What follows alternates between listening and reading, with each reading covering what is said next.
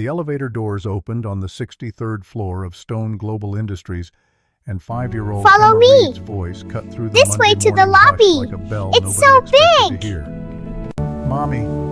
The word landed in the marble lobby with the weight of a dropped glass. 20 executives in tailored suits froze mid-stride, phones halfway to ears, coffee cups suspended in transit. Security guards turned. Assistants stopped typing. And Catherine Stone, Billionaire CEO, corporate titan, a woman whose face had graced the cover of Forbes 3 times in 7 years, stood completely still as a child in scuffed sneakers and a wrinkled cotton dress ran toward her with arms outstretched and absolute trust radiating from every inch of her small body. Marcus Reid wore a maintenance uniform with his name stitched above the pocket in white thread that had started to fray. His face drained of color as he lunged forward, catching his daughter mid-stride, his calloused hands gentle despite the panic flooding his chest. "Emma, no." But the damage was done. Every eye in that elevator bank had witnessed it. Every whisper would follow. Every assumption would calcify into gossip by lunch. And Catherine Stone, whose expression never changed during hostile takeovers or shareholder revolts, whose steel-gray eyes had stared down board members twice her age, without flinching, looked at the maintenance worker holding his daughter and asked the question that would unravel everything. "Why does your daughter call me that?" Her voice carried the kind of quiet that demanded answers, the tone of someone accustomed to obedience. Marcus felt his throat close. Around them, the Monday rush continued in slow motion. Executives pretending not to stare, assistants typing with their heads down, but their attention razor-sharp on the scene unfolding 15 feet from the private elevator reserved for senior leadership only. Marcus's arms tightened around Emma, her small heart beating fast against his ribs. "I'm sorry, Miss Stone. She didn't mean it's not what you think." Catherine's expression remained unreadable, the same carefully controlled mask she wore in every business meeting, every press conference, every calculated moment of her meticulously constructed life. At 42, she was striking, rather than beautiful, sharp cheekbones that cast shadows, steel-gray eyes that revealed nothing, dark hair pulled back so severely it looked painful. She wore a Brooks Brothers suit in charcoal that probably cost more than Marcus made in 3 months, and her Stuart Weitzman heels clicked against the marble with the precision of a metronome. "Then what is it?" Catherine's gaze dropped briefly to Emma, who had buried her face in her father's shoulder. Something flickered in those gray eyes, something that might have been pain or memory or both, but it vanished before Marcus could name it. "Explain it to me." Marcus's jaw tightened, the weight of 20 stares pressed against his shoulders. Is there somewhere private?" Catherine turned to her assistant without breaking eye contact with Marcus, a young woman hovering 3 steps behind with a tablet clutched to her chest like armor. "Rachel, clear my 9 o'clock. Hold all calls." "Miss Stone, you have the Meridian Board meeting in 40 minutes. "I said hold all calls, Rachel." The assistant nodded quickly, already typing frantically on her phone as she retreated. Catherine looked at Marcus again, her gaze assessing, calculating the way she might evaluate a quarterly report or a merger proposal. "My office, 63rd floor." She didn't wait for an answer, just turned and walked toward the private executive elevator, the one with brushed steel doors and a keycard reader that only senior leadership could access. Marcus hesitated, his arms instinctively tightening around Emma. His daughter's small hands clutched the front of his gray maintenance uniform, and he could feel her confusion in the way she held herself tense, uncertain, picking up on the adult tension she couldn't yet name. "Daddy," Emma whispered against his neck, her breath warm and quick. "Are we in trouble?" He closed his eyes briefly, breathing in the strawberry shampoo from her hair, the only luxury he still allowed himself to buy because Emma loved how it smelled. "No, baby. We're okay." But he didn't believe it. Not for a second. The executive elevator was eerily quiet compared to the regular ones that Marcus used during his night shifts. No music piped through hidden speakers, no announcements about floors or directions. Just the soft hum of machinery and the uncomfortable silence between three people who shouldn't exist in the same space: a billionaire CEO, a maintenance worker, and the 5-year-old girl who had just called that CEO Mommy in front of half the company's leadership. Marcus stood against the back wall, Emma still in his arms, while Catherine faced forward, her posture perfect, her hands clasped in front of her. The numbers climbed steadily, 30, 40, 50, each floor another second of silence that felt like hours.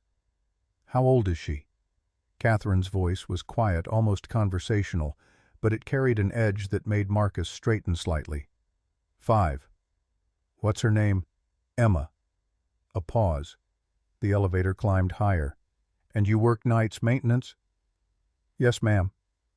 "Don't call me ma'am. Miss Stone is fine." She still didn't turn, her reflection visible in the polished steel doors, a woman carved from ice and willpower, every line of her body suggesting control. "How long have you worked here?" 10 months. "And you bring your daughter to work at night?" It wasn't a question, but Marcus answered anyway, the words tasting like failure in his mouth. "Childcare fell through. I didn't have a choice." "Everyone has choices, Mr. Reid." His hands tightened around Emma, anger flickering beneath the fear. "Not everyone has good ones." The elevator chimed softly as they reached the 63rd floor. The doors opened onto a space that looked nothing like the utilitarian hallways Marcus knew from his night shifts. This was executive territory, floor-to-ceiling windows offering panoramic views of Philadelphia, stretching toward the Delaware River, abstract art on cream-colored walls, furniture that looked too expensive to sit on. A receptionist's desk sat empty. It was barely 8:30, too early for the support staff who served the executive floor. Catherine led them past the empty desk, through a set of glass doors, and into an office that took up the entire corner of the building. 2 walls were nothing but windows, the morning light flooding the space with a brightness that felt almost aggressive. The furniture was minimalist, a massive desk that looked like it weighed more than Marcus's car, 2 chairs facing it, a low couch along one wall. Everything was white, black, or chrome. No photographs, no personal items, nothing that suggested a human being actually worked here, lived portions of their life within these walls. "Sit." Catherine gestured to one of the chairs facing her desk. Marcus sat carefully, settling Emma on his lap. She was being unusually quiet, her thumb finding its way to her mouth, a habit she'd mostly broken, but returned to when she was scared or uncertain. He could feel her small heart beating fast against his chest, a hummingbird rhythm that made his own pulse quicken with protective instinct. Catherine moved around her desk, but didn't sit. Instead, she stood with her back to the windows, the morning light turning her into a silhouette, her expression shadowed and unreadable. "Now," she said quietly, each word deliberate, "tell me why your daughter thinks I'm her mother." Marcus took a breath, aware of how his answer would sound, how inadequate any explanation could be. "She doesn't think that. Not really." "Then what was that in the elevator?" "A mistake. A child's mistake." He shifted Emma slightly, trying to find words that would make sense of something he barely understood himself.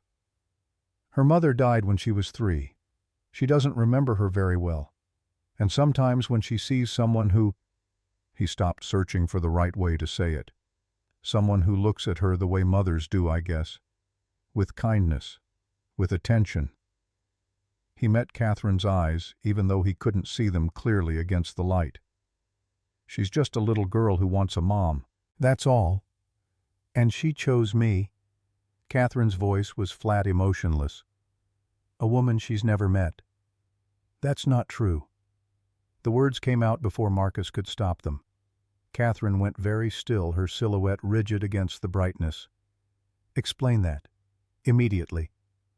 Marcus's throat felt tight, his mouth dry. This was the moment he realized. The moment where everything he'd built over the past 8 months, the job, the fragile stability, the hope that maybe things were finally getting better, would crumble. "She's met you before, several times, late at night when I'm working." "I don't work late at night." "You do, actually. 2, 3 times a week." He paused, watching for her reaction. "I've seen you up here at 2:30 in the morning, and so has Emma." The silence stretched out, broken only by the faint sound of traffic from 63 floors below. When Catherine finally spoke, her voice was different, quieter, less certain, the corporate armor cracking just enough to let something human through. The basement. It wasn't a question. Marcus nodded. There's a storage room in the basement that someone's been using. I've seen the blankets, the children's books.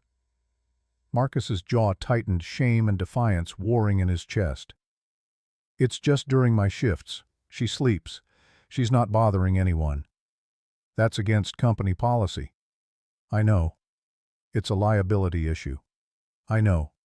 You could be fired. I know. He looked down at Emma, who had fallen asleep against his chest, exhausted from the emotion of the morning, her thumb still in her mouth. But I couldn't leave her alone, and I couldn't afford to quit, so I made it work. Catherine finally moved, walking around the desk and sitting in her chair. Without the backlight, Marcus could see her face clearly now. She looked tired, not just physically, but the kind of tired that went bone deep, that came from carrying weight for too long. Fine lines bracketed her mouth. Shadows pooled beneath her eyes, despite what was probably expensive concealer. Her hands resting on the desk showed tendons and veins more prominent than they should be in a woman her age, who clearly had access to every advantage money could buy. "Tell me what happened," she said, and for the first time since the elevator, her voice sounded almost human. "All of it. From the beginning." Marcus looked at his daughter sleeping in his arms, at this woman who held his livelihood in her perfectly manicured hands, and made a choice. If he was going to lose everything anyway, at least Emma would be asleep for it. At least she wouldn't have to watch her father beg. So he told her. Everything. 3 years ago, Marcus Reid had been an assistant manager at a manufacturing plant in the suburbs, pulling down $52,000 a year and feeling like he'd made it. He'd married his high school sweetheart Jennifer, who taught second grade and came home every day with stories about 7-year-olds who still believed in magic. They'd bought a small house with a yard where Emma could play, painted the nursery yellow before they knew the baby's gender, built a life that felt safe and good and permanent. Then Jennifer got sick. The diagnosis came fast aggressive. The oncologist had said already stage 4. She'd been feeling tired for months, but they'd both assumed it was just the stress of raising a toddler, the sleepless nights, the endless routine of young parenthood. By the time they found the lung cancer, it had spread to her brain. The doctor gave them 12 to 18 months if treatment worked. 6 months. That's all they got in the end. 6 months of hospital rooms that smelled like antiseptic and despair. 6 months of experimental treatments that cost $8,000 a month even after insurance. 6 months of trying to explain to a 3-year-old why Mommy was getting thinner, why her hair was falling out in clumps that Jennifer collected in a plastic bag like they were something precious, why she couldn't pick Emma up anymore, even though Emma would stand by the bed with her arms raised, waiting, hoping, not understanding. Jennifer died on a Tuesday morning in March.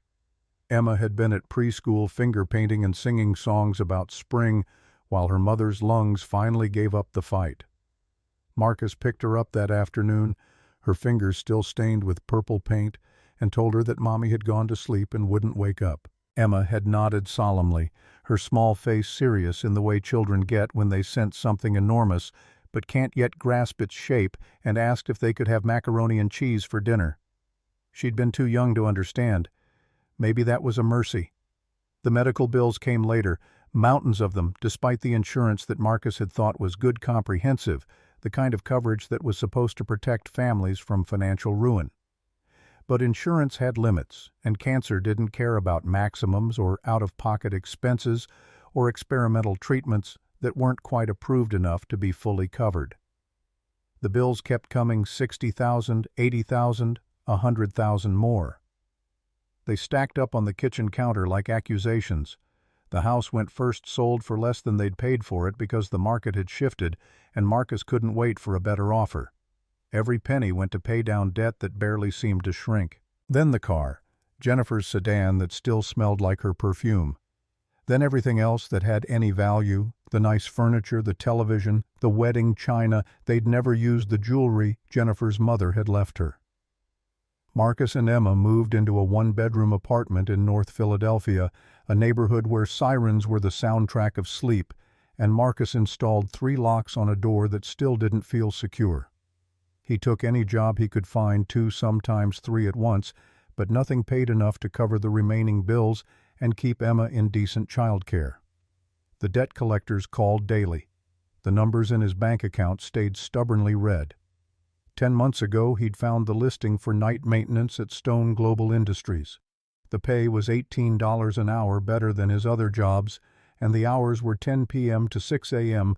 when Emma should be sleeping anyway. He'd applied, interviewed with a facilities director named Frank Valdez, who'd looked at him like he was interchangeable with 1,000 other desperate men, and started the following week. The first month, he'd paid for overnight childcare at a place that charged $25 an hour. The math was simple and brutal. He made 18, paid out 25, lost $7 every hour he worked. After 4 weeks, he'd arrived one morning to pick up Emma and found her sitting alone in a room with a television playing cartoons, no adult in sight. The overnight worker had fallen asleep in another room. That's when he'd started bringing Emma with him. The basement storage room had been his solution room B3, tucked away from the main corridors where his supervisors walked their rounds. He'd brought blankets from home, the pink one Jennifer had bought when Emma was born. A pillow, a small lamp he'd found at Goodwill. Emma thought it was an adventure sleeping in Daddy's building, and Marcus checked on her every 20 minutes while he cleaned offices and emptied trash and vacuumed conference rooms and scrubbed bathrooms that corporate executives used during the day.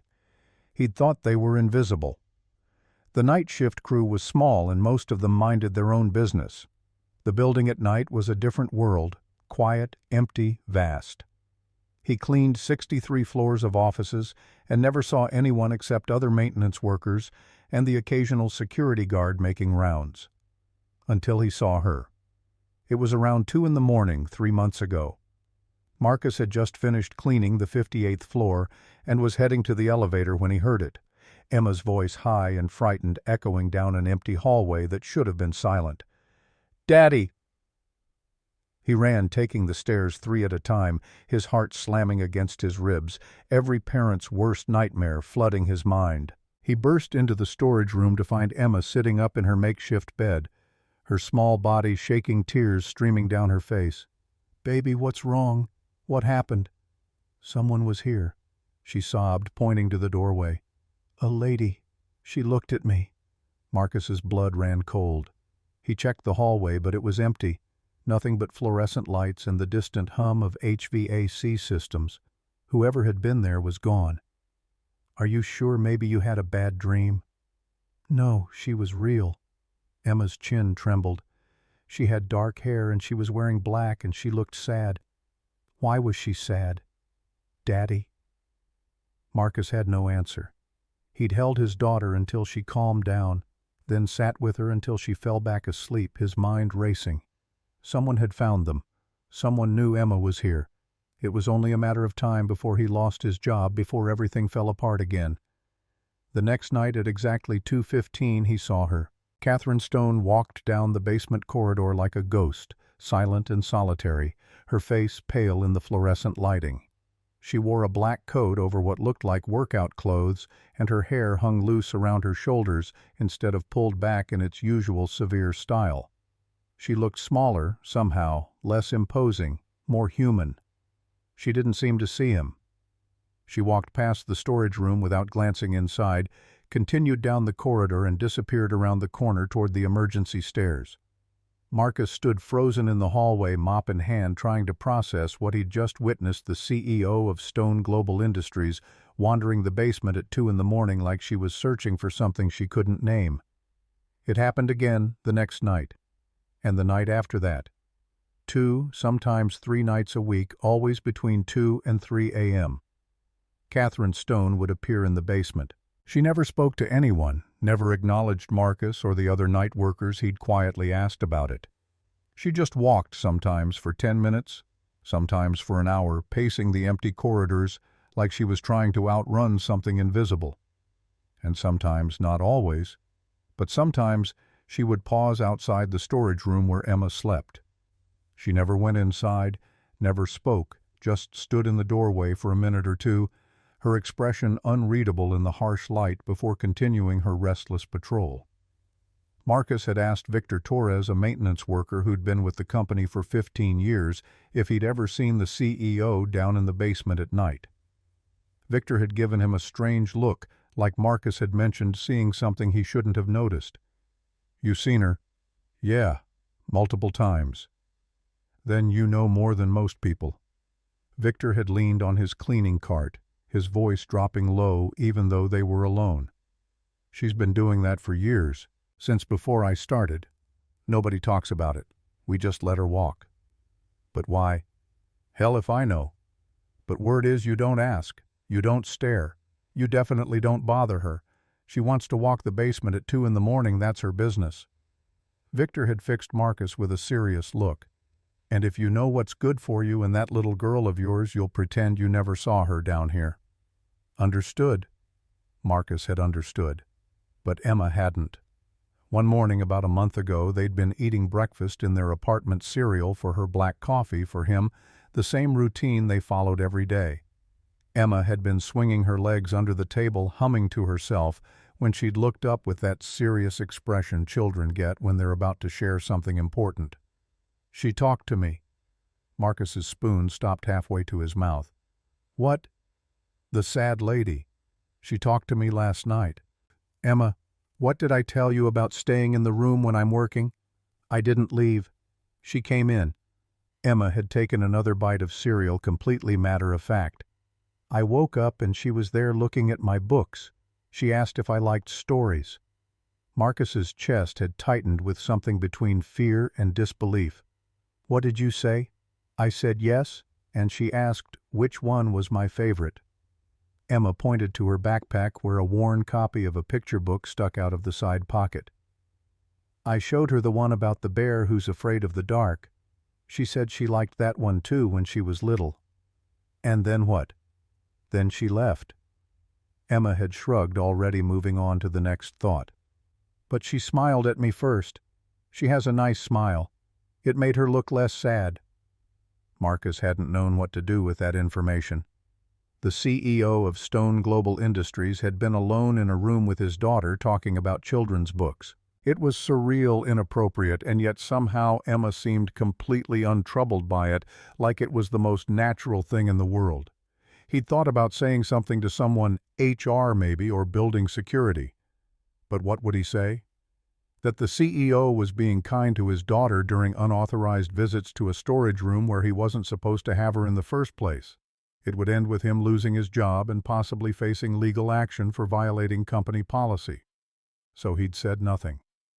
The encounters continued. Never long conversations, just brief exchanges when Catherine appeared in the basement and found Emma awake. A question about a book, a comment about a drawing. Once Catherine had helped Emma find a missing shoe kneeling on the concrete floor in what was probably a $1,000 coat to look under the makeshift bed. And slowly over those weeks, something shifted. Emma started talking about the night lady, the way other kids talked about favorite teachers or beloved relatives. She started staying awake on nights when she knew Catherine might appear, asking Marcus if he thought the night lady would come tonight. She drew pictures, crayon sketches of a tall woman with dark hair standing next to a small girl, both of them smiling. "Why is she always alone?" Emma had asked one morning, her 5-year-old mind working through puzzles that adults couldn't solve. "Doesn't she have a family?" "I don't know, baby. I think she's lonely. Like how I get lonely when you're working and I'm by myself." Emma had tilted her head thoughtfully. "Maybe she needs a friend." Marcus's throat had felt tight. Maybe. 2 weeks ago, everything changed. Emma had woken up while Marcus was 2 floors above cleaning executive offices. She'd left the storage room looking for him, wandering into the main corridor. The basement floor was polished concrete, slick in places where condensation gathered from the HVAC systems. She'd been running, calling for her daddy, and her foot had slipped. The sound of her crying brought Marcus racing down the stairs, his heart in his throat. He'd found her sitting on the floor, clutching her knee, tears streaming down her face. Blood seeped through her fingers. "I'm sorry," she'd sobbed. "I'm sorry. I know I wasn't supposed to leave." Shh, baby, it's okay. He'd scooped her up, checking the wound. It was a bad scrape, deep and ugly, already starting to bruise around the edges, but not serious. Let's get you cleaned up. What happened? The voice came from behind them. Marcus had turned to find Catherine Stone standing in the corridor, still in her black coat, her face pale. It was 2:30 in the morning. She fell, Marcus had said, shortly, instinctively protective. I've got it handled. But Catherine was already moving forward, her expensive shoes clicking against the concrete. Let me see. Miss Stone, really, it's fine. Let me see. It wasn't a request. Marcus had hesitated, then shifted Emma so Catherine could see the scraped knee.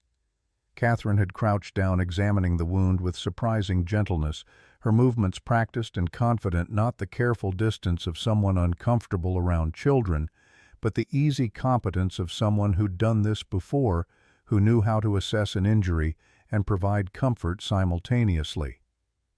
It needs to be cleaned properly. Come with me. She'd led them to a maintenance closet, flipped on the lights, and found the first aid kit. Without asking permission, she'd wet a clean cloth and begun carefully cleaning Emma's knee, her touch gentle despite the no-nonsense efficiency. This is going to sting, she'd warned Emma, meeting the child's eyes. But you're brave, aren't you? Emma had nodded, biting her lip as Catherine applied antiseptic. To her credit, she didn't cry, just gripped her father's hand tight and watched Catherine's face with the kind of trust that made Marcus's chest ache. There. Catherine had applied a bandage, smoothing the edges down carefully. All better. You're very brave.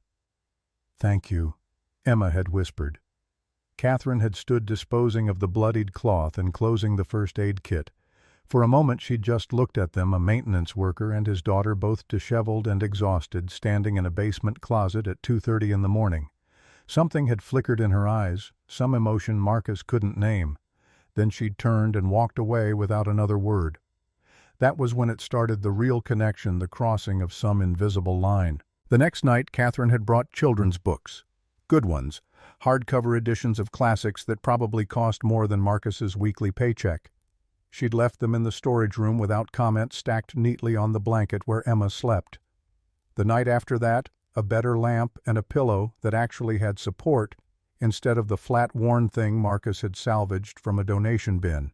A week later, a stuffed animal, a small bear, soft and well-made, the kind sold in expensive toy stores.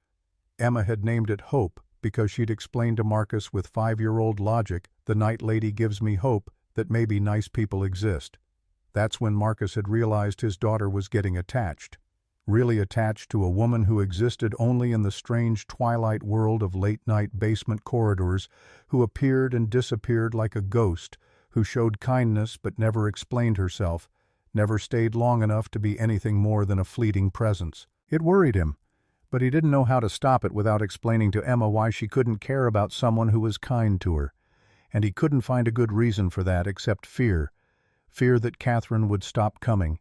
Fear that Emma would be hurt. Fear that this fragile thing they'd all built in the darkness would shatter under the weight of reality. Then came this morning with the elevator. Marcus finished the story, his voice rough from talking for so long. Emma slept in his arms, exhausted. The morning sun had shifted, no longer backlighting Catherine, but flooding the office with light that made everything feel overexposed, too bright, too real. Catherine sat very still behind her desk. She'd listened to the entire story without interrupting her expression, unreadable, her hands flat on the desk in front of her. Now she was quiet for a long time, her gaze distant, fixed on something beyond the windows. When she finally spoke, her voice was barely above a whisper, each word seeming to cost her something. I had a daughter. The words fell into the silence like stones into still water. Marcus waited, barely breathing, instinctively knowing that whatever came next would change everything. Her name was Sophie. She was 4 years old. Catherine's hands were flat on the desk, her knuckles white with tension. There was an accident. A car accident. 7 years ago. My husband was driving. They both died instantly. I'm sorry, Marcus said quietly, the words inadequate but necessary. Everyone's sorry. Catherine's voice was hollow. Sorry doesn't change anything. She looked at him then, and for the first time he saw past the carefully constructed armor to the raw grief beneath a wound so deep it had reshaped everything about her, carved new channels for her to exist within. I built this company from nothing after they died. Worked 18-hour days, slept in my office, anything to avoid going home to an empty house. And at night, when the building is quiet and empty, I walk. I've been walking these corridors for 7 years, Mr. Reid trying to outrun something that can't be outrun. She stood moving to the window, her back to him, her reflection ghostly in the glass. Then I saw your daughter sleeping in a basement storage room surrounded by books and blankets and the kind of improvised safety that desperate people create. And I saw myself standing there looking at her, and I remembered what it felt like to tuck a child into bed, to smooth hair back from a sleeping face, to feel needed by someone small and vulnerable. Her voice cracked the first real break in her composure. I told myself I was just checking, making sure she was safe. But that was a lie. I was there because for 5 minutes standing in that doorway, I could remember what it felt like to be someone's mother. Tears ran down her face now, silent and unchecked, her reflection in the window, showing a woman Marcus barely recognized, vulnerable, broken human. And then she started talking to me, smiling at me, drawing pictures of me. And I should have stopped. I should have walked away. But I couldn't. Because for the first time in 7 years, I felt something other than grief. She turned to face Marcus, her face wet, but her voice steady, controlled, even in collapse. Your daughter doesn't call me Mommy because she's confused Mr. Reid. She calls me that because I let her. Because I showed up night after night and I let myself pretend that I could be what I lost. And that was selfish. That was wrong. And I'm sorry. Marcus looked at the woman standing before him, powerful, wealthy, broken, and saw past the titles and the money and the corner office to the simple, terrible truth underneath. She was just a parent who'd lost everything, same as him. Different circumstances, different resources, but the same fundamental wound. You didn't do anything wrong, he said quietly, his voice firm despite the emotion threatening to choke him. You showed kindness to a lonely little girl. You made her feel seen. You gave her something she's been missing since her mother died. He adjusted Emma carefully against his shoulder, this precious weight he carried every day. Do you know what she told me last week? She said you make her feel safe, not because you're powerful or rich or important, but because you kneel down when you talk to her, because you remember which books are her favorites, because you smile at her like she matters. Catherine's composure shattered completely. She pressed a hand to her mouth, turning back to the window, her shoulders shaking with silent sobs that seemed to come from somewhere so deep they'd been buried for years. Marcus stood slowly, careful not to wake Emma. He waited until Catherine's breathing steadied, then spoke again, his words deliberate. My daughter lost her mother too soon, and you lost your daughter too soon, and somehow in the middle of the night in a corporate basement you found each other. I don't think that's wrong, Miss Stone. I think that's the first real thing that's happened to either of you in years. Catherine wiped her face with the back of her hand, a gesture so ordinary it made her seem young, vulnerable, stripped of every defense she'd spent 7 years building. What happens now? Marcus met her eyes. I don't know, but I know Emma's going to wake up soon and she's going to ask about the nice lady from the elevator, and I'm going to have to explain something I don't fully understand myself. He paused, making a decision that felt both terrifying and inevitable. Unless you want to explain it. Me. She trusts you more than she trusts most people. He shifted Emma's weight, feeling her small hand curl against his chest in sleep. And maybe you could use someone who trusts you without wanting anything except for you to show up. Catherine looked at him for a long moment, her gray eyes searching his face for something: reassurance, permission, absolution. Slowly she nodded. I can't be her mother, she said quietly, the words both statement and question. I'm not asking you to be. I'm just asking if you want to be someone who matters to her, because that's what you already are. In his arms, Emma stirred. Her eyes opened slowly, blinking up at the bright office in confusion. Then she saw Catherine standing by the window, and her whole face lit up with uncomplicated joy. "Hi," she said sleepily, her voice still rough from crying earlier. "Are you the day lady or the night lady?" Catherine laughed a broken, beautiful sound that seemed to surprise her as much as it surprised Marcus. She crossed the office and crouched down in front of Marcus's chair, bringing herself to Emma's eye level with the same natural grace she'd shown cleaning Emma's scraped knee. "I'm both," she said gently, her smile real despite the tears still wet on her face. "And I'm sorry I confused you." "That's okay." Emma yawned, stretching like a cat. "Are you still sad?" Catherine's smile wavered, but she held it. "Sometimes, but less than I used to be." "Because of me." "Yes, sweetheart, because of you." Emma thought about that for a moment, her 5-year-old mind processing information that most adults couldn't handle, then reached out and patted Catherine's hand with the grave seriousness only a child could manage. "That's good. Everybody needs somebody to make them less sad." Catherine Stone, billionaire, CEO, corporate titan, a woman who commanded empires and bent markets to her will, took that little girl's hand in both of hers and said with absolute sincerity, "You're right, they do." Rachel's voice crackled over the intercom, shattering the moment like dropped crystal. "Miss Stone, the Meridian Board is waiting in Conference Room A." Reality crashed back in the corner office, the company, the world beyond these windows where CEOs didn't kneel on floors talking to maintenance workers' daughters about being sad. Catherine stood slowly composing herself with visible effort, the armor sliding back into place piece by piece.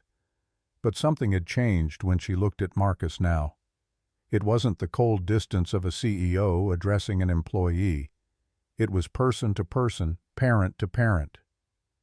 "You'll need to make arrangements for proper child care." Her voice carried its usual authority, but softer somehow. "I'll have HR connect you with our family services coordinator. We have partnerships with several facilities that offer 24-hour care." Marcus's jaw tightened. "I can't afford. The company will subsidize it. Consider it part of your benefits package." She moved behind her desk, already shifting back into executive mode, but her eyes stayed on Emma. "And Mr. Reid." "Yes. Bring Emma by on Saturday. There's a children's museum downtown. I thought—" She hesitated, vulnerability flickering across her face like lightning. "I thought we could go together, if that's all right with you." Marcus felt something loosen in his chest, a knot he hadn't realized was there. "We'd like that." Catherine nodded once, brisk and professional, but when she looked at Emma, her expression softened in ways that probably terrified her. "Goodbye, Emma." "Bye." Emma waved enthusiastically, her earlier fear completely forgotten. "See you Saturday." 3 weeks later, Marcus stood in the maintenance break room on his first day as day shift supervisor, wearing the same uniform but carrying a weight he hadn't anticipated. The promotion had come through $58,000 a year, normal hours a team of 12 to manage. HR had processed it with professional efficiency, no mention of Catherine Stone's involvement, though Marcus knew her fingerprints were all over it. Victor Torres leaned against the ancient microwave arms, crossed his weathered face, unreadable. "You know they're already talking." Marcus poured coffee from a pot that had been sitting too long, the liquid thick and bitter. "Let them talk." "It's not just talk, kid." Victor's voice dropped low even though they were alone. "You've been here 10 months. Now you're supervising guys who've worked maintenance 15 years. You think they're just going to accept that?" "I'll prove myself." "You'll have to." Victor straightened, his expression softening slightly. "Look, I vouched for you when Valdez asked. Told him you were solid, that you'd work hard and stay out of trouble. Don't make me a liar." The door swung open. Carlos Mendez, 28 and perpetually testing boundaries, sauntered in 15 minutes late for shift start. "Morning, boss?" The word dripped with something that wasn't quite respect. "Didn't realize we were doing supervisors now who've barely learned which floors are which." Marcus kept his voice level. "Shift starts at 7, it's 7:15. Old supervisor didn't mind." Carlos grabbed a cup, took his time pouring coffee. Guess things are different when you got connections upstairs. Victor pushed off from the counter. Mendez, shut your mouth and get to work. I'm just saying what everyone's thinking. Carlos met Marcus's eyes, challenge clear. Some of us earn our positions. Others just know the right people. Marcus felt heat rise in his chest but forced it down. Getting angry would only prove Carlos right that he wasn't ready for this, that he didn't deserve it. Floor assignments are posted. You're on 12 through 20 today. I'll be doing rounds at 9 to check progress. Carlos left without responding. Victor waited until the door swung shut before speaking. That's going to be your life now. Every day. Until you prove them wrong. Then I'd better get to work. The first 2 weeks were brutal.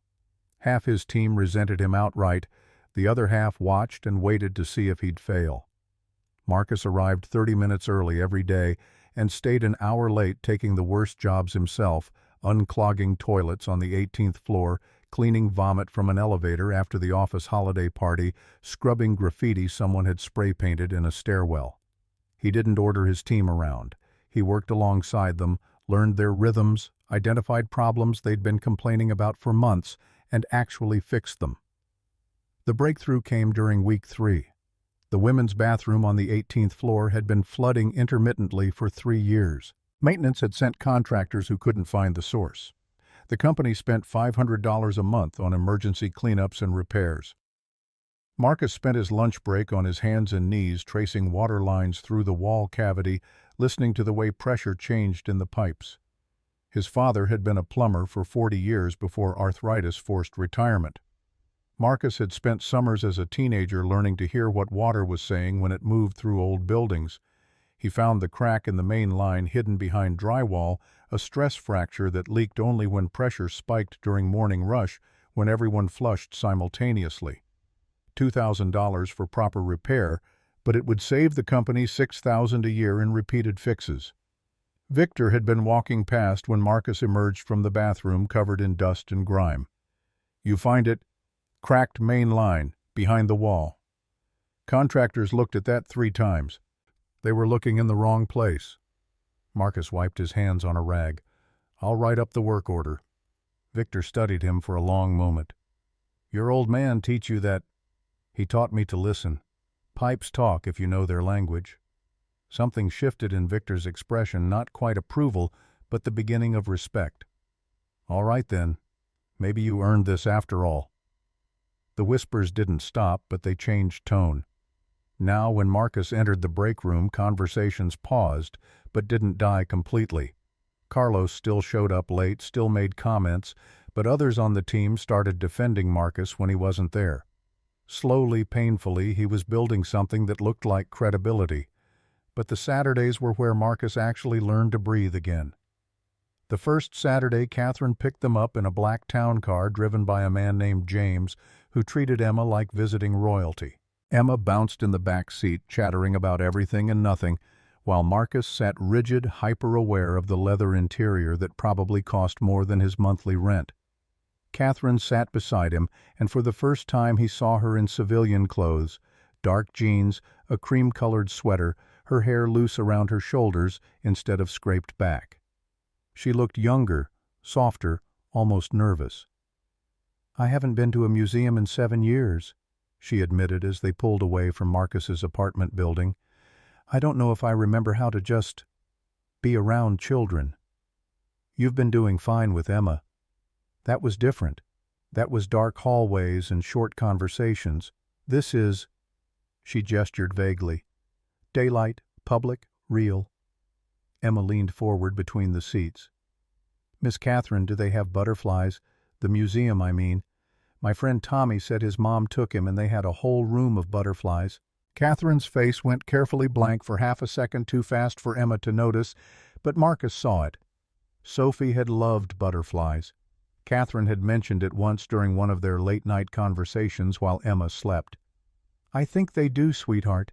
We can find out. The Please Touch Museum was chaos in the best way, children everywhere, parents chasing toddlers, the sound of laughter and occasional crying echoing off high ceilings. Emma grabbed Catherine's hand like it was the most natural thing in the world and dragged her toward the water play area. Marcus watched Catherine Stone, Billionaire CEO, get completely soaked helping Emma build a dam that actually held water. She laughed when the dam broke and splashed both of them, a sound so genuine and unguarded that other parents turned to look. Someone recognized her.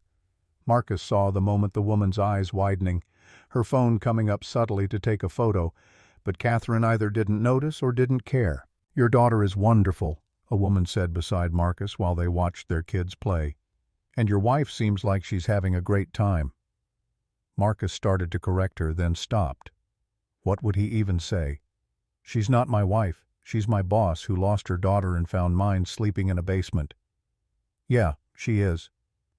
They stayed until the museum closed, Emma exhausted and happy, her clothes damp and her hair a mess. In the car on the way home she fell asleep against Catherine's shoulder, and Marcus watched Catherine's smooth hair back from Emma's face with the kind of tenderness that made his throat tight. "Thank you," he said quietly. "For what?" "For today. For showing up. For—" he struggled to find words. "For being exactly what she needs." Catherine looked down at Emma sleeping against her. "I think she might be exactly what I need, too." The Saturdays became routine.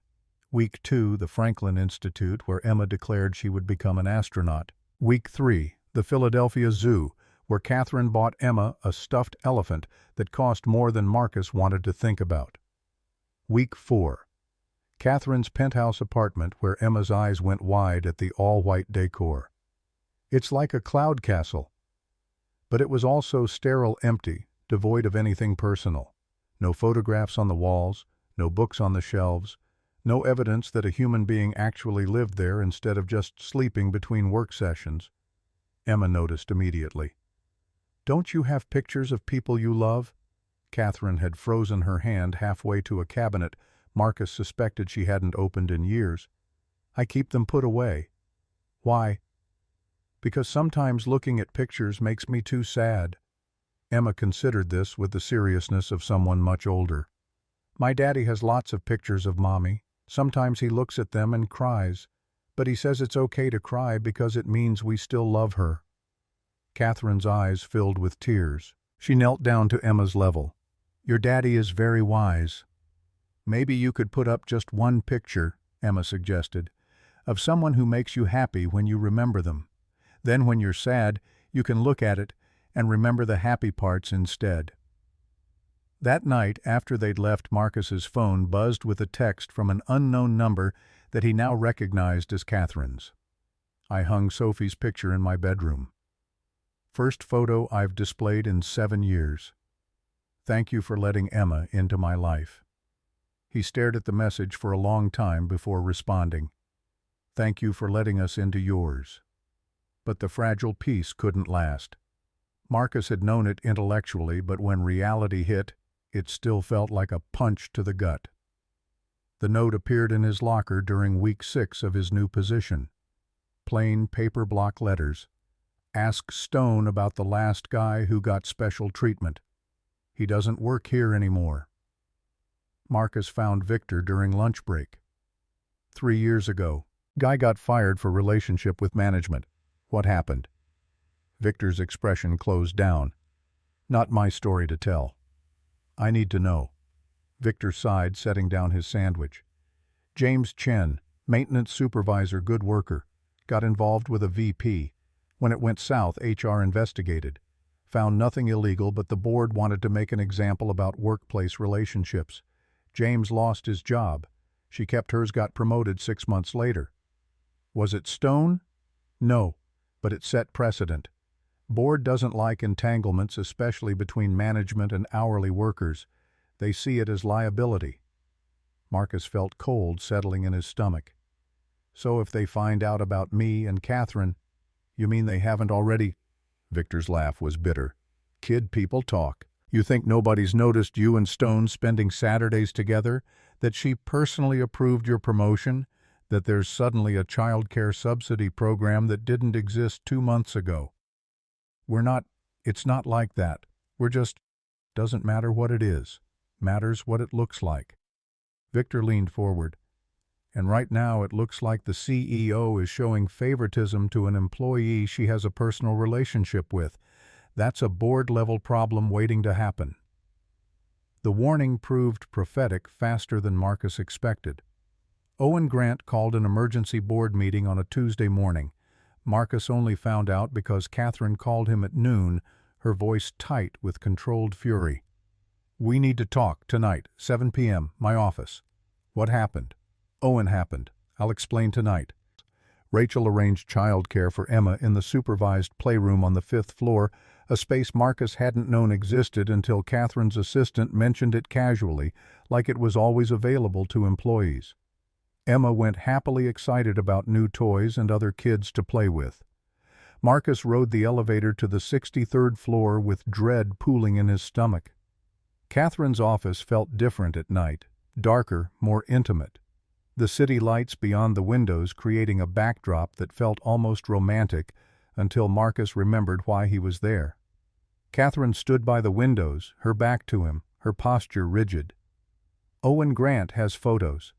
She turned, sliding a folder across her desk. Marcus opened it. His hands went cold. Pictures of them at the aquarium, Catherine kneeling talking to Emma. At the park, all three of them holding hands. At a coffee shop, Marcus and Catherine laughing while Emma played nearby. Innocent images that looked damning when viewed through the lens of corporate liability. "He knows about the guardianship filing too," Catherine continued. "It should be confidential family court business, but Owen has connections. He knows we filed 3 days ago." Marcus looked up. "We haven't even talked about guardianship." "We're talking about it now." Catherine's voice was sharp, defensive. "If something happens to you, Marcus, where does Emma go? Foster care? Some distant relative who barely knows her?" "So you just decided?" "I decided to protect her, to make sure she'd be safe. Without asking me." The silence stretched taut between them. Catherine closed her eyes, took a breath, forced control back into her voice. "You're right. I should have asked. But Owen knowing about it changes everything." "How?" "He's calling a board vote. 2 weeks from now. My fitness to lead Stone Global." She pulled out another document, a formal petition signed by Owen Grant and 3 other board members. "He's arguing that I'm compromised by personal entanglements, that I'm showing favoritism, that I'm creating legal exposure for the company." Marcus felt sick. "What happens if you lose?" "I'm removed as CEO. Possibly from the board entirely." Catherine's laugh was hollow. "I built this company from nothing, and I'm about to lose it because I dared to care about something other than quarterly earnings." "Then we stop. We end this before—" "No." The word came out hard, final. "I won't let Owen Grant dictate who I can care about. Catherine, this is your company. Stone Global will survive without me as CEO. It's just a company." She moved closer, her eyes fierce. "But Emma won't survive another loss, and neither will I." Marcus stood slowly, his mind reeling. "What are you saying?" "I'm saying I'll step down.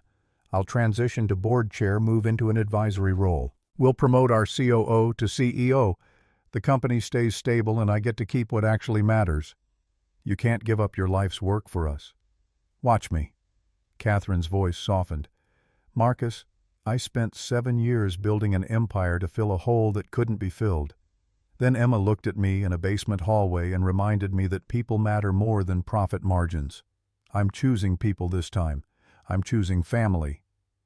The word hung between them, family. Not employer and employee, not CEO and maintenance worker. Family. Marcus's throat felt tight. "What do you need from me?" "I need to know you're with me, that we fight Owen together, that you're willing to make this public and messy and complicated. And if we lose, then we lose." Catherine stepped closer. "But at least we'll have tried. At least we'll have fought for something real instead of running away because it's hard." Marcus thought about Jennifer, about the last conversation they'd had when the cancer was winning, and they both knew it. She'd held his hand, her grip weak but determined, and told him, "Don't waste your life being afraid to live it. Promise me you'll find happiness again even if it looks different than you expected." He looked at Catherine Stone, brilliant, broken, brave enough to risk everything for a family she hadn't planned on finding, and made his choice. Okay, we fight, together. Catherine's relief was visible, her shoulders dropping slightly. There's something else you should know. She moved back to her desk, pulled out more papers. I haven't just filed for guardianship. I'm petitioning to adopt Emma, fully legally. I want to be her mother in every way that matters. Marcus's breath caught. That's Catherine, that's huge. That's permanent. I know. That's why I'm telling you now, giving you the choice to say no. Her voice wavered slightly. But I love her, Marcus. I love Emma like she's my own child. And I want that to be real, not just something we pretend during weekend visits. Marcus looked at the paper's official documents that would make Catherine Stone legally responsible for his daughter's welfare, education, future. Documents that would tie their lives together in ways that couldn't be easily undone. What about us? The question came out before he could stop it. Catherine's eyes widened slightly. What do you mean? I mean... Marcus struggled to articulate something he'd been trying not to think about for weeks. You and me. This thing between us that's more than just both caring about Emma. Are we addressing that, or are we pretending it doesn't exist? The silence stretched for 10 heartbeats. Then Catherine crossed the space between them in 3 strides and kissed him. It wasn't tentative or careful. It was desperate and real, and tasted like tears neither of them had meant to cry. When she pulled back, her hands were shaking. I'm falling in love with you. Her voice was raw. With you and Emma both. And it terrifies me because I already lost everyone I loved once. I don't know if I can survive losing you too.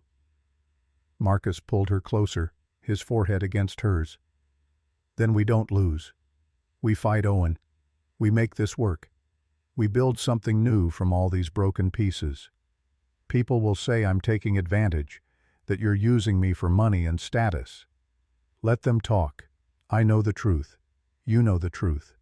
He pulled back just enough to meet her eyes. And Emma knows.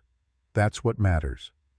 Catherine kissed him again, softer this time, like sealing a promise. From the doorway, a small voice piped up. Does this mean we're extra family now? They sprang apart. Emma stood in the entrance, Rachel hovering behind her, looking mortified. I'm so sorry, Miss Stone. She insisted on finding her dad. It's fine, Rachel, thank you. Emma walked into the office like she owned it, climbing onto Catherine's desk chair and spinning in circles. So are you and Daddy going to get married? Because that would make things way less confusing at school. Right now I have to explain that you're like my mom, but not officially. And Tommy Martinez says that doesn't make sense. But Tommy Martinez also thinks chocolate milk comes from brown cows, so I don't think he's super smart.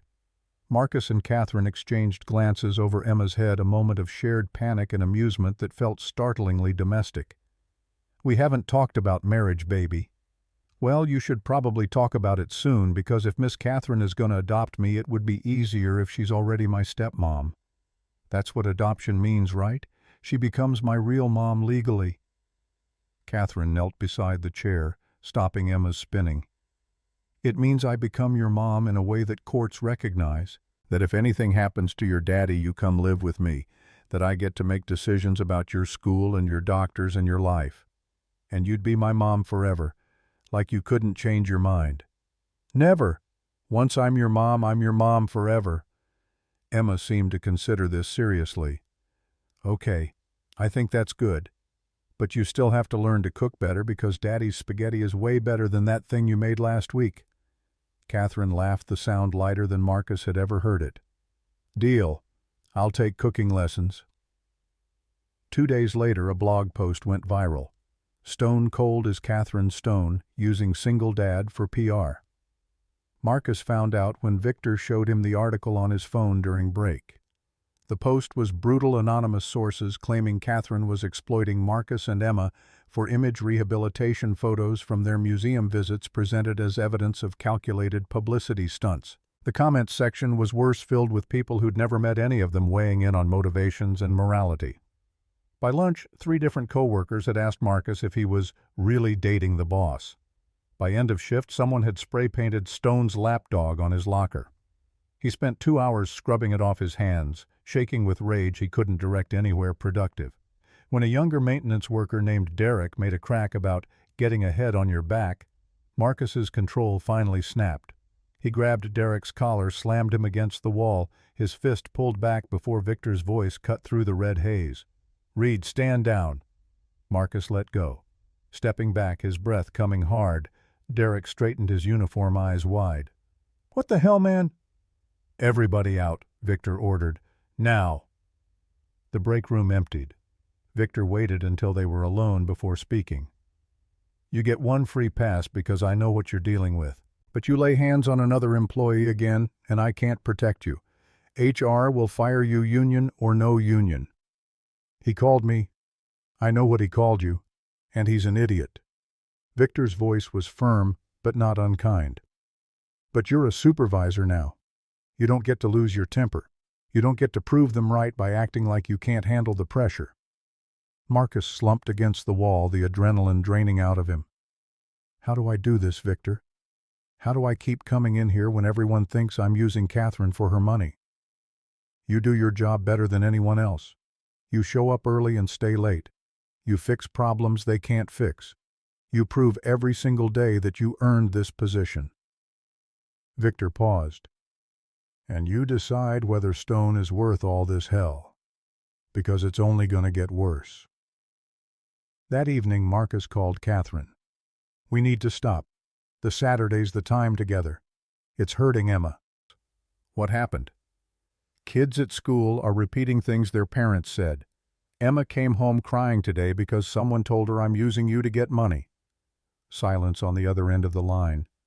Then, "I'm coming over." "Catherine, you don't need to." "I'm already in the car." She arrived 20 minutes later, still in a business suit, looking completely out of place in Marcus's neighborhood, where two guys were arguing on the corner and someone's car alarm wouldn't stop blaring. She walked past it all like she owned the street, knocked on Marcus's door, and pushed her way inside when he opened it. Emma was asleep in the bedroom.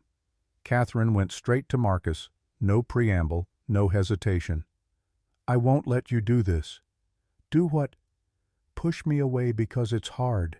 You think I don't know hard? I buried my daughter." Her voice was fierce, almost angry. "You're scared. I'm scared too. But Emma deserves better than parents who run when things get difficult." "Parents." Marcus seized on the word. "Catherine, we're not her parents. You're my boss who feels guilty about your dead daughter, and I'm the charity case you picked up in a basement." He regretted the words the instant they left his mouth.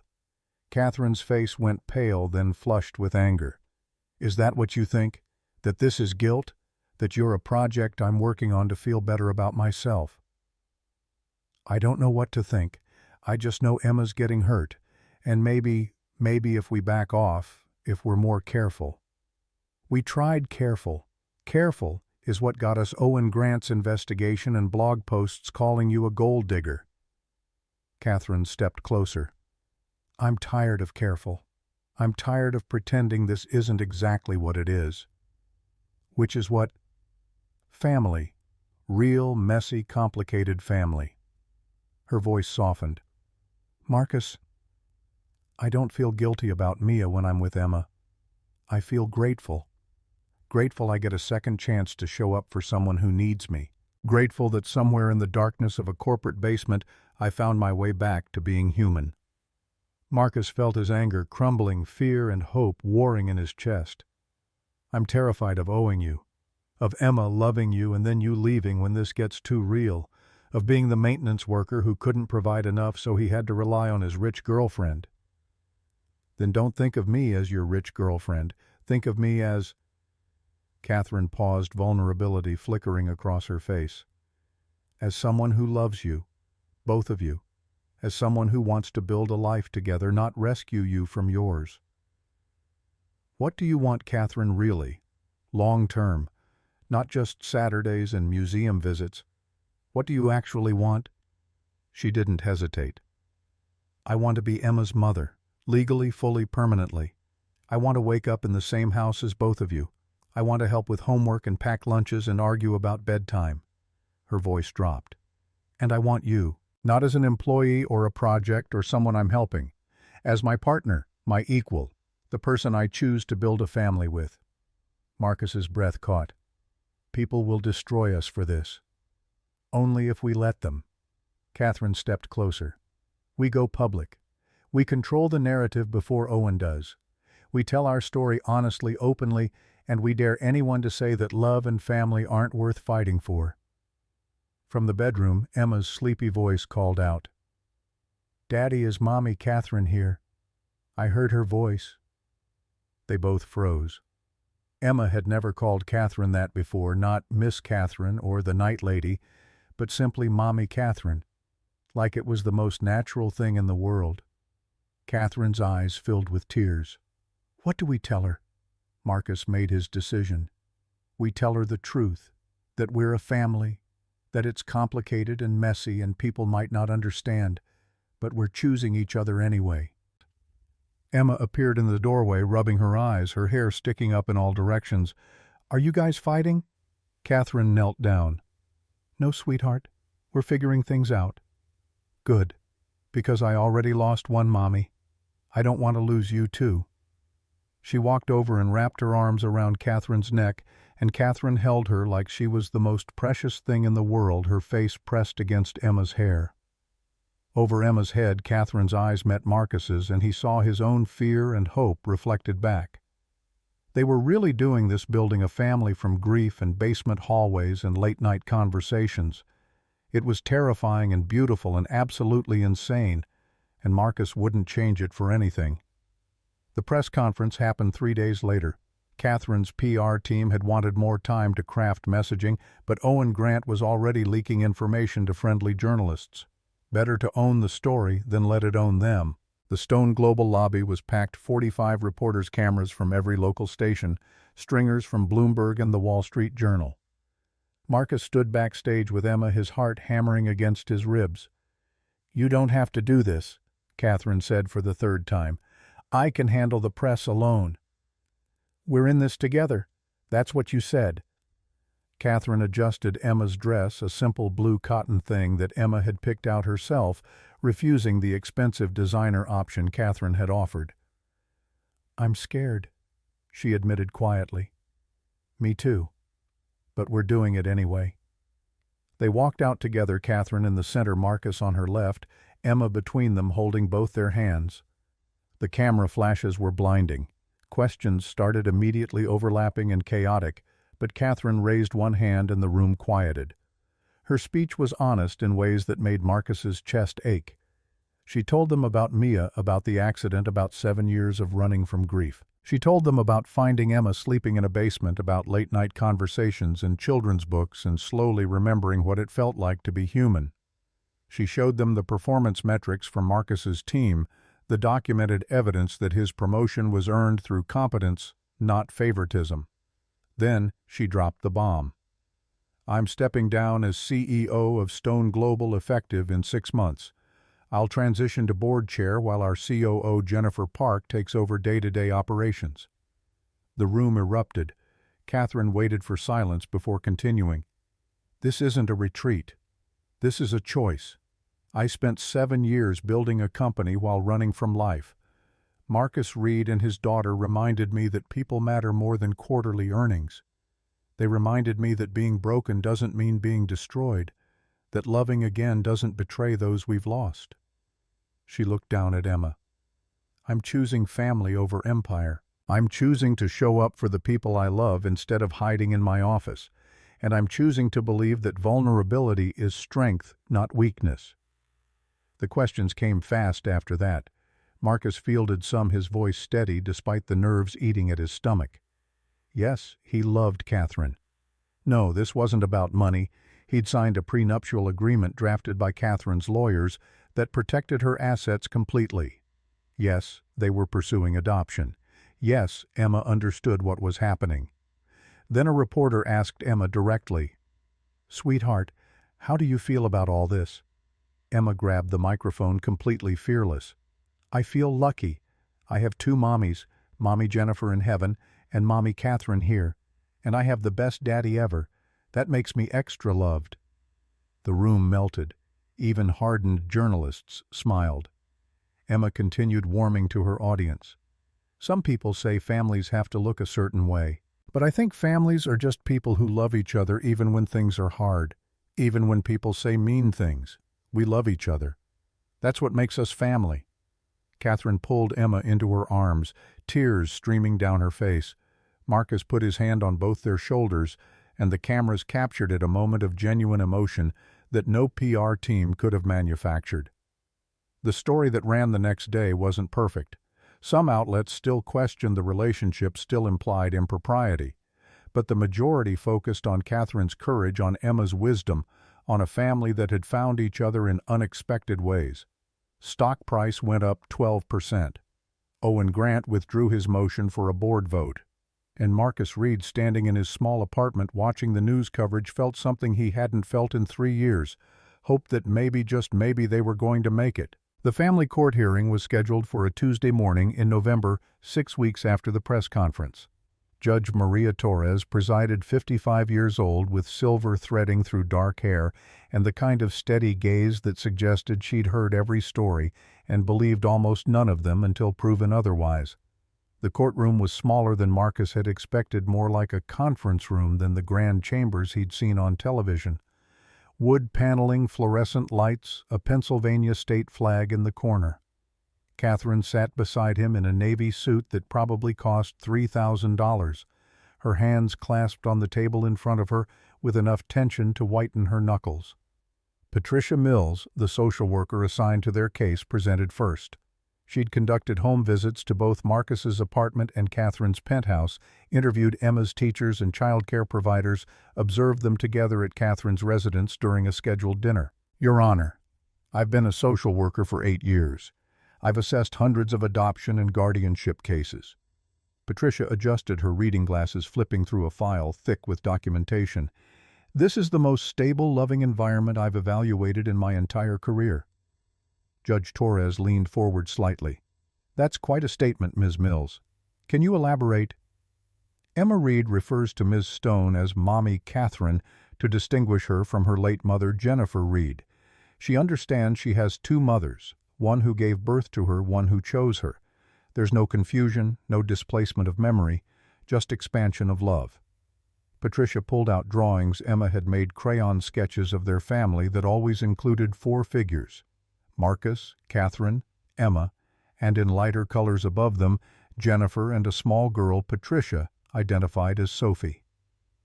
Emma has integrated her past and present in a remarkably healthy way. She speaks openly about her mother's death without apparent trauma. She's excited about the adoption. Her grades are excellent, all A's and B's in first grade. Social development is normal. She has friends, participates in activities, shows no signs of distress. Judge Torres studied the drawings, her expression unreadable. "And the relationship between Mr. Reid and Miss Stone. You've observed them together. Extensively. They co-parent effectively. I've seen them disagree about bedtime. Mr. Reid wanted 8:30. Miss Stone suggested 9, and they compromised at 8:45. I've watched them take turns helping with homework, both equally involved. They make decisions together, defer to each other's strengths. It's not performative, it's genuine partnership." "Concerns." Patricia hesitated, choosing her words carefully. Initial concern was the power imbalance. Ms. Stone is wealthy. Mr. Reid is not. Ms. Stone was technically Mr. Reid's employer, though she's since transitioned to board chair, and Mr. Reid now reports to someone else entirely. But my observations show Mr. Reid maintains clear boundaries. He insists on financial contribution proportional to his income. He refuses gifts he considers excessive. He's not dependent, he's engaged as an equal parent. The judge made notes, her pen scratching across yellow legal paper. "Ms. Stone, you're petitioning for full adoption, not just guardianship. Why?" Catherine stood, her voice steady despite the emotion Marcus knew was churning beneath the surface. "Because guardianship implies temporary. It implies that if circumstances change, I might step back. I don't want Emma to ever question whether I'm committed to being her mother." She paused. "I lost my daughter 7 years ago. I know what it's like to be a mother and have that ripped away. I'm not interested in being a part-time parent or a legal safety net. I want to be Emma's mother in every way that matters legally, emotionally, permanently. You understand this is irrevocable.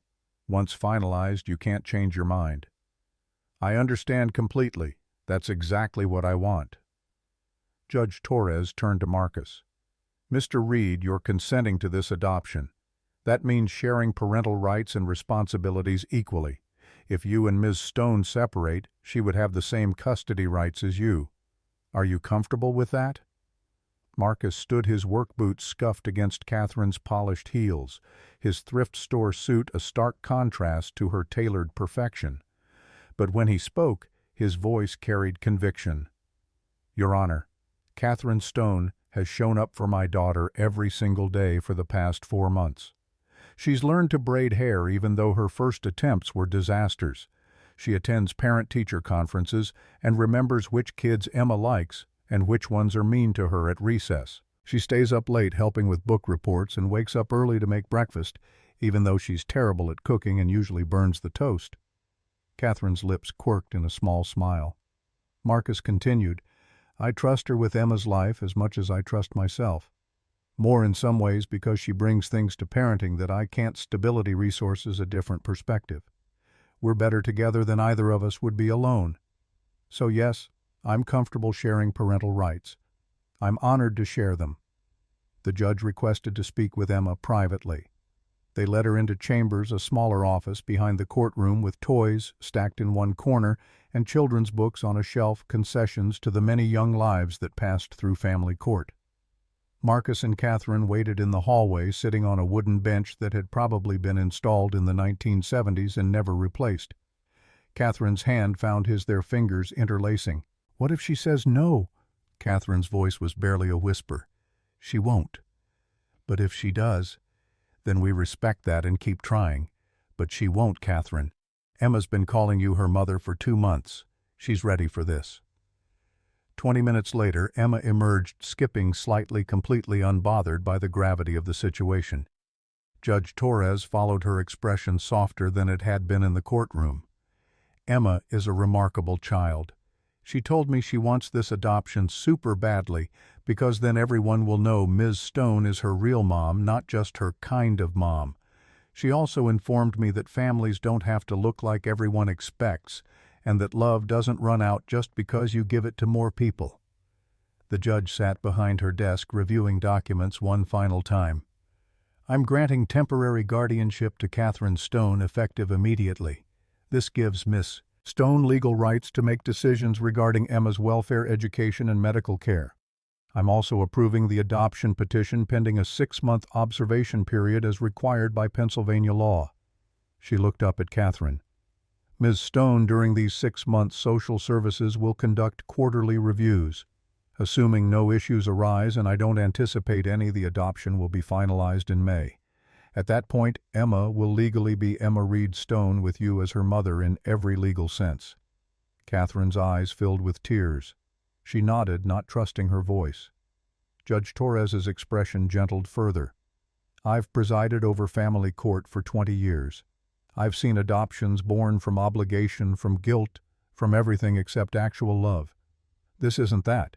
This is 3 people who found each other in terrible circumstances and chose to build something new from the rubble. I'm honored to facilitate it. Outside the courthouse, reporters waited, a smaller group than the press conference, but still enough to make Marcus's shoulders tense. Catherine had warned him this would happen. Every milestone would be documented, analyzed, picked apart by strangers who'd never met them, but felt entitled to judge anyway. Emma ran ahead to the car, waving the temporary guardianship certificate like a flag. Look, I have official papers now. That means Mommy Catherine is really my mommy, a reporter called out. Emma, how does it feel? Emma stopped, turned completely fearless in ways that made Marcus's heart swell with pride and terror in equal measure. It feels like my family got bigger, and my heart got bigger, and everything got more. That's good, right? More love is always good. The quote made evening news. Catherine's PR team called it perfect messaging. Marcus just called it Emma being Emma, honest, open, incapable of the kind of calculation adults brought to every interaction. 3 months later, Marcus stood in the kitchen of the townhouse they'd moved into together, attempting to cook dinner while Catherine helped Emma with math homework at the table. The house was a compromise, 3 bedrooms in a good school district, nice but not ostentatious, something Marcus could contribute to financially without destroying his pride. They'd agreed on proportional contributions. Marcus paid $1,800 a month based on his supervisor's salary. Catherine covered the rest from her board chair stipend, which was still more than Marcus made annually, but less than she'd earned as CEO. It wasn't perfect equity, but it was functional partnership, and Marcus had slowly learned to let Catherine contribute without feeling like charity.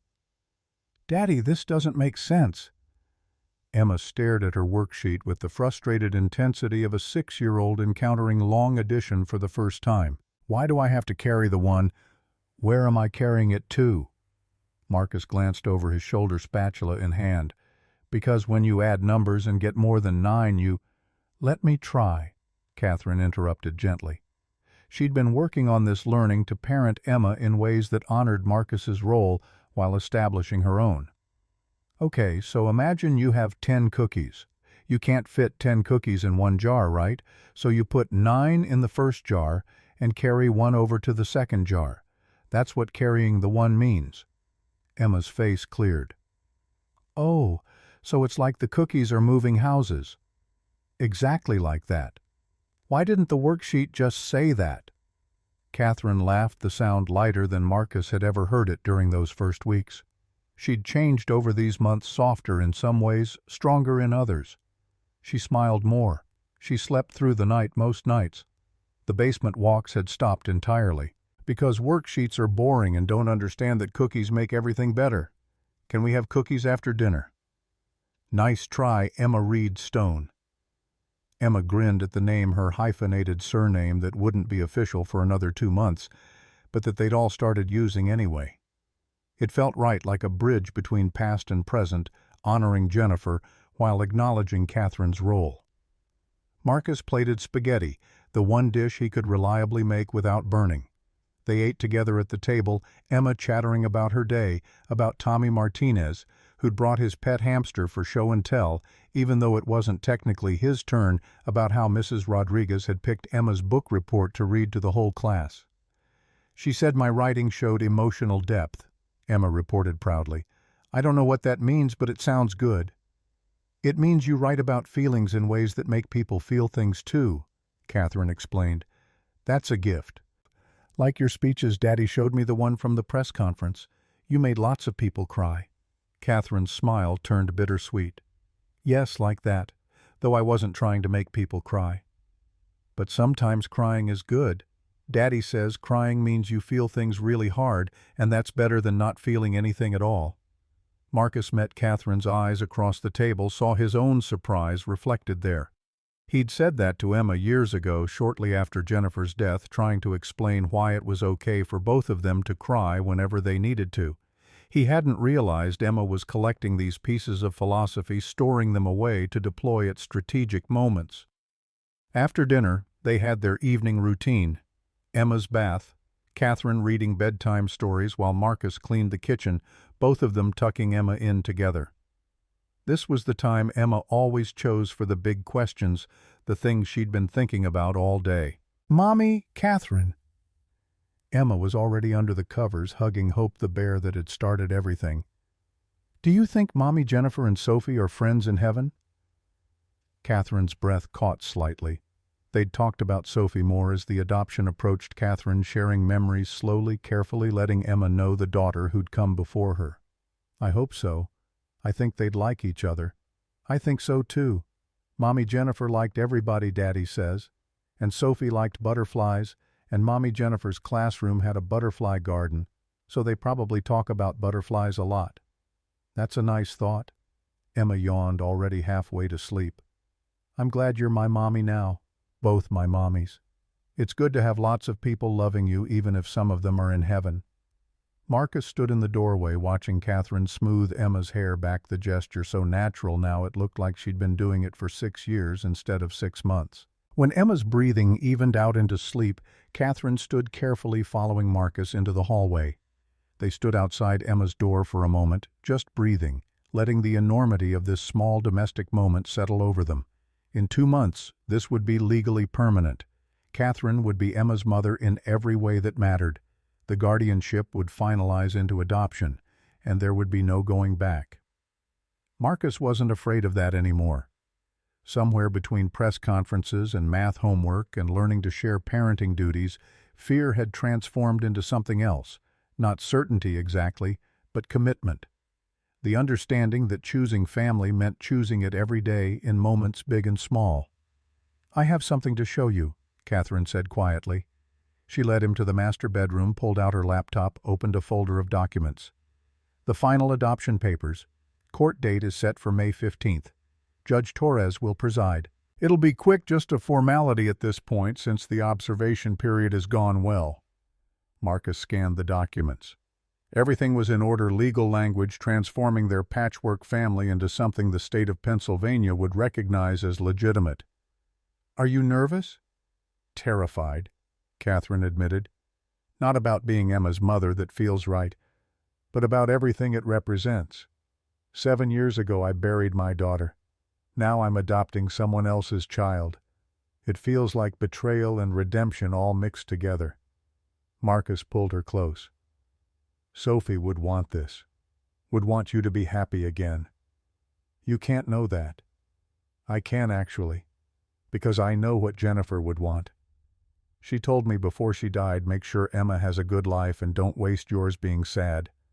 Find happiness, even if it looks different than we planned." He pulled back enough to meet Catherine's eyes. "Your daughter loved you. She'd want you to love again, even if that love looks different now." Catherine kissed him slow and deep, the kind of kiss that still felt new enough to surprise him every time. They'd been careful about the physical side of their relationship, both aware that Emma was watching, learning what love looked like from how they treated each other. But moments like this, private and honest, reminded Marcus that what they were building went beyond parenting partnership into something deeper. "There's something else," Catherine said when they broke apart. "I've been thinking about next steps, after the adoption is final." Marcus raised an eyebrow. "Next steps. Marriage. Making this official in every possible way. Not because we need it legally, the adoption gives me parental rights regardless, but because—" She hesitated, vulnerability flickering across her face. "Because I want to wake up every day and see a ring that reminds me I chose this, that we chose each other." Marcus's throat went tight. "Catherine Stone, are you proposing to me? Maybe I don't know. I'm terrible at this." She laughed, the sound shaky. "I haven't proposed to anyone since David, and that was 15 years ago, and I was 27 and significantly less terrified of everything." "You're not terrible at this. You're perfect at this." Marcus took her hands. "But traditionally, I'm supposed to be the one proposing. Something about gender roles and expectations and—" "Screw gender roles. I'm a billionaire CEO asking a facilities director to marry me. We're not exactly traditional." "Former CEO. And I prefer facilities director who fixed a flooding problem that stumped contractors for 3 years." Catherine grinned. "Fair point. So what do you say? Will you marry me, Marcus Reid? Make this complicated, beautiful, impossible family official in every way that matters." Marcus pretended to think about it, drawing out the moment until Catherine swatted his arm. "Stop torturing me. Is that a yes or—" He kissed her, which was answer enough. When they broke apart, both breathing hard, Catherine's eyes were wet. "We should probably ask Emma first. Make sure she's on board." "Emma's been asking when we're getting married since the press conference. I think she's on board." They told Emma the next morning over breakfast pancakes that Marcus made, and Catherine tried to flip, but ended up launching onto the floor, which sent Emma into giggles. Catherine had bought a ring, a simple gold band with a small diamond that she'd hidden in her nightstand drawer for 2 weeks, waiting for the right moment. Emma squealed when she saw it. "Does this mean we're extra family now?" "Yes, exactly that." "And I get to be flower girl?" "Absolutely." "And can I invite my whole class?" Marcus and Catherine exchanged glances. "We'll see about that baby." The wedding was scheduled for August, 3 months after the adoption would finalize. Small ceremony. 60 guests, nothing like the media circus of Catherine's first wedding that had been covered by society pages and style magazines. This one would be private, genuine, about family rather than spectacle. But first came May 15th, adoption finalization day. They arrived at family court early, Emma bouncing with barely contained excitement in a blue dress she'd picked out herself. Judge Torres welcomed them into her chambers with a warmth that felt almost familial after months of quarterly reviews. "Well, Emma Reid Stone, are you ready to make this official?" "So ready, I've been ready forever," which is like 6 months in kid time.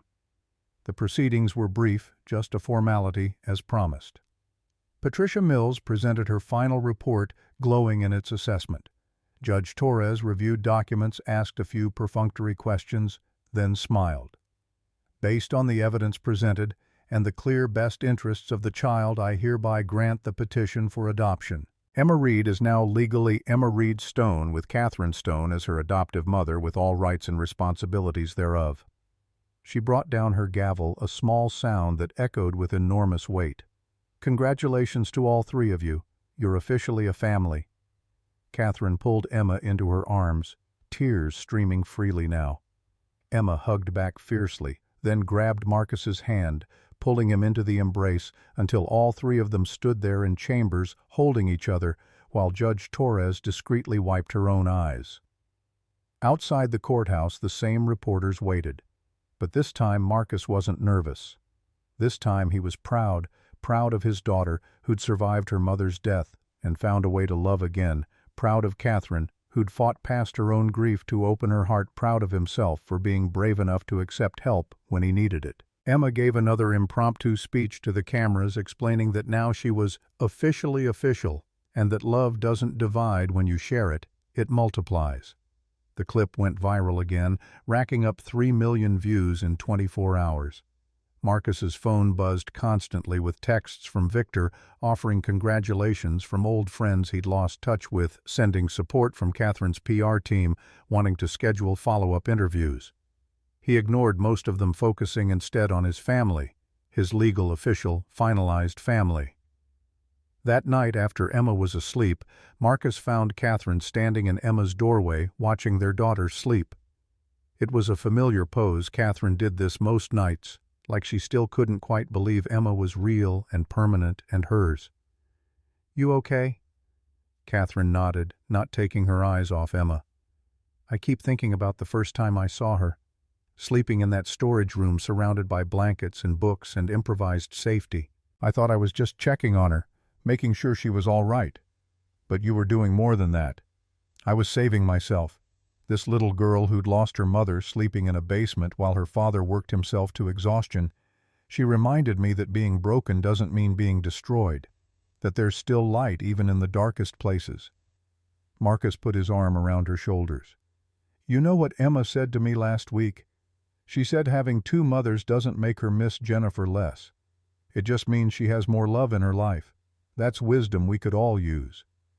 Catherine finally looked at him, her eyes bright. "I'm her mother, legally, officially, permanently. Nobody can take that away. Nobody would dare try." They stood there a moment longer, watching Emma sleep, this child who'd brought them together through a combination of circumstance and courage and the kind of love that couldn't be planned or predicted. Then Catherine closed the door softly and took Marcus's hand, leading him to their bedroom, where the future waited: wedding plans and merged finances and the beautiful, terrifying work of building a life together. The wedding took place on a Saturday in August at a rooftop garden overlooking Philadelphia, the city where they'd found each other sprawling below them in summer afternoon light. 60 guests filled white chairs, Victor Torres and the maintenance crew in suits that looked uncomfortable, Catherine's board members in designer dresses, Emma's teachers, neighbors, the social worker, Patricia Mills, who'd become something like a friend. Emma walked down the aisle, scattering rose petals, her flower girl dress pink with butterfly accents that made Marcus's throat tight thinking about Mia.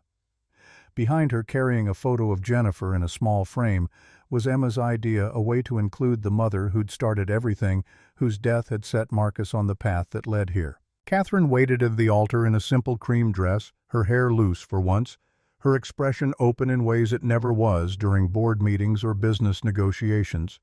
This was Catherine, unguarded, vulnerable, choosing love over fear in front of 60 witnesses.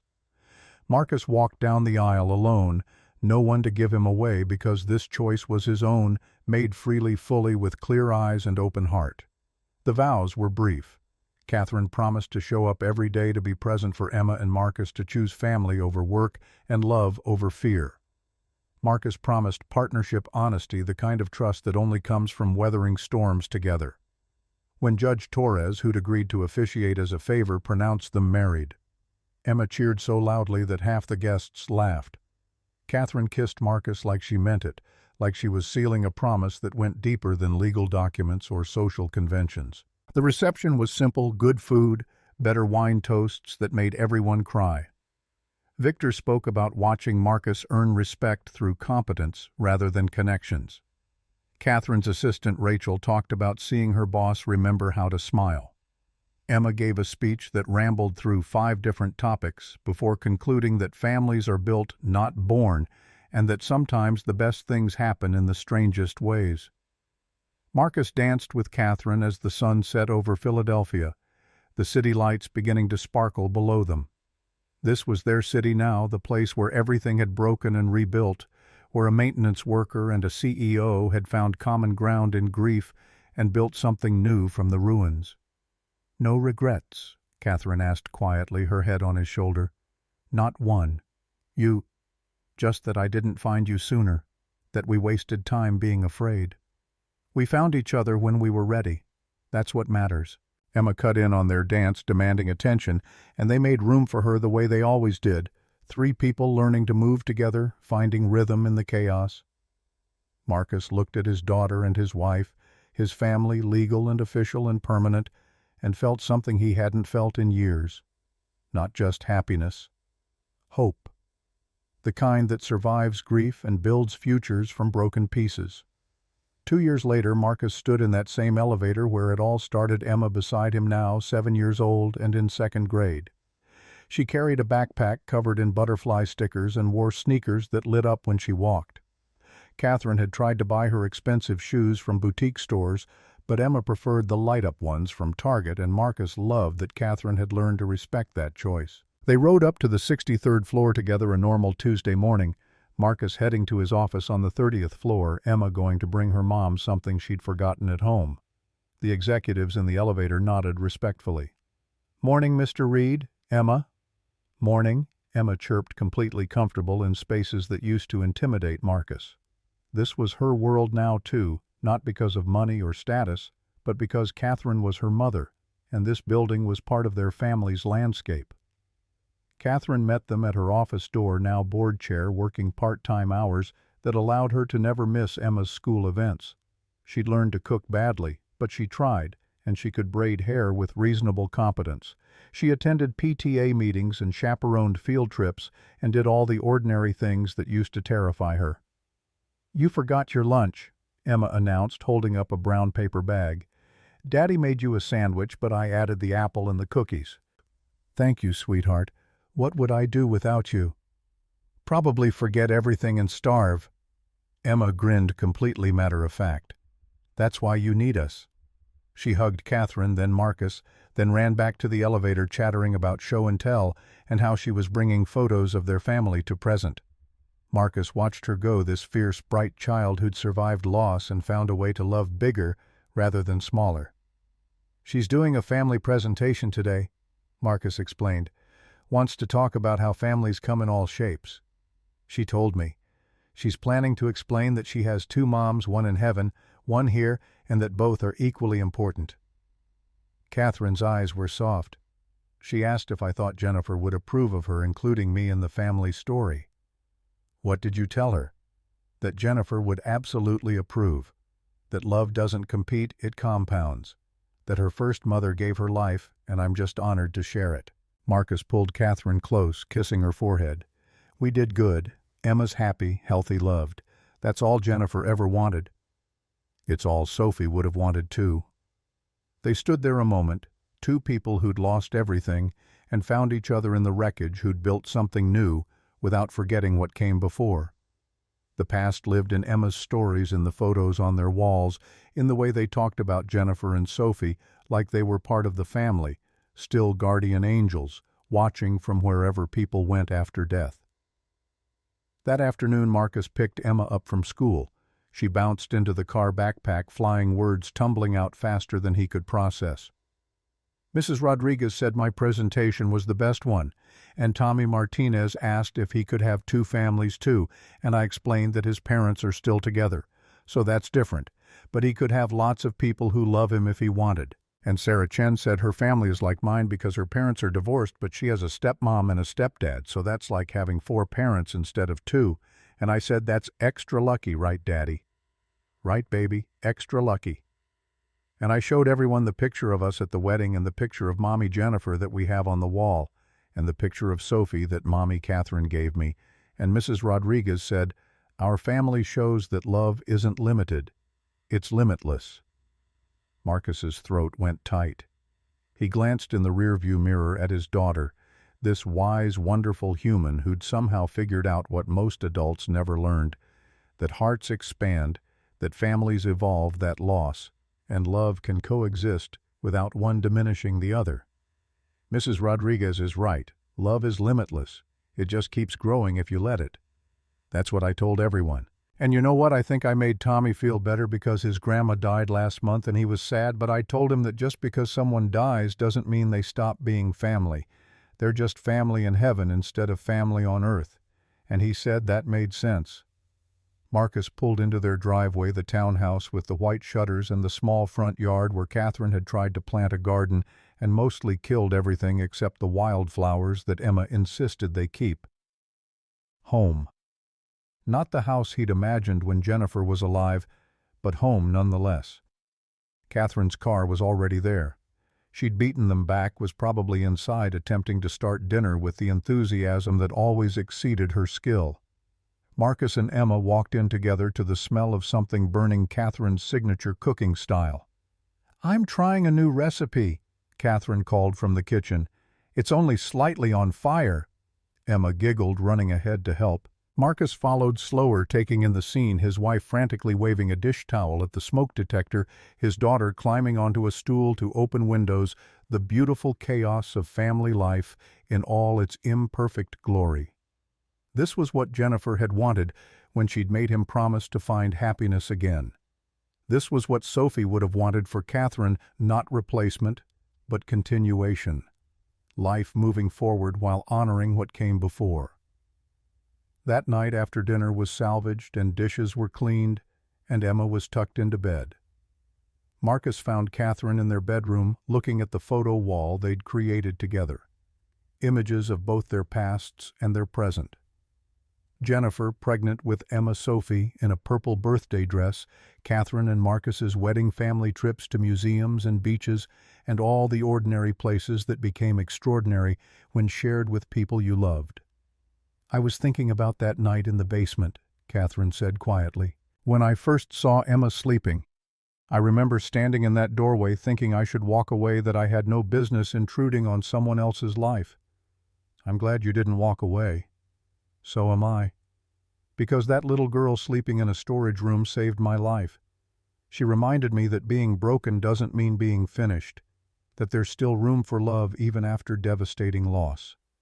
Marcus wrapped his arms around her from behind, both of them, studying the photo wall, their family in fragments and wholes, past and present, woven together. "You know what Emma said today? She said love is limitless, that it just keeps growing if you let it." Catherine turned in his arms, her eyes bright. "She's right. My heart was dead for 7 years. Then I met you and Emma, and somehow it started beating again. Not the same as before, different, scarred, rebuilt, but beating. Mine too." They stood there holding each other while their daughter slept down the hall, this patchwork family built from grief and basement hallways and late-night conversations. Outside, Philadelphia hummed with evening traffic and city sounds. Inside, three people who'd lost everything had found a way to build something new, not perfect, not unmarred by pain, but real and solid, and worth every difficult moment that brought them here. Marcus thought about that morning in the elevator when Emma had called Catherine "Mommy," and the world had threatened to explode. He'd been so afraid of losing his job, of failing Emma, of everything collapsing again. But fear had given way to courage, and courage had built this life they now shared. "No regrets?" he asked Catherine, echoing their wedding day conversation. She smiled, the expression reaching her eyes in ways it never had during those first meetings in her corner office. "Not one. You? Just that I can't go back and tell the guy in the basement that everything was going to be okay.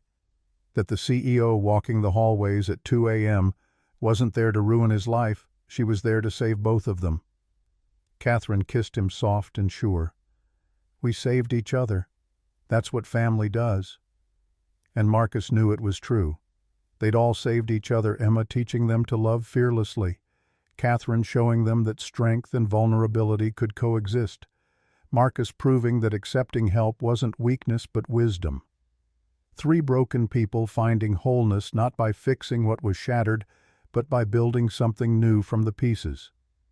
In her room down the hall, Emma slept with Hope the bear tucked under one arm and a drawing of her family on the nightstand, 4 figures holding hands, 2 on earth and 2 floating above like angels. She'd titled it "My Families," in careful 7-year-old handwriting, the plural form deliberate and important, because family wasn't singular. It was multiplicative, growing and changing and expanding to include everyone who showed up and stayed, everyone who chose love over fear and presence over absence. Emma understood that in ways most adults never would, that you could honor the past while building the future, that remembering those you'd lost didn't require forgetting those you'd found. The lights of Philadelphia sparkled through the bedroom window, the city where everything had fallen apart and come back together, where a maintenance worker and a CEO had found common ground in grief and built an empire more valuable than any corporation, an empire of 3 scarred but whole, learning to live again after loss. Marcus pulled Catherine closer, breathing in the moment, the quiet house, the sleeping child, the life they'd somehow managed to construct from impossible circumstances. Tomorrow would bring new challenges, new moments to navigate. But tonight, right now, they had this peace presence, the profound comfort of being exactly where they belonged, and that Marcus thought, as sleep finally claimed him, was more than enough. It was everything.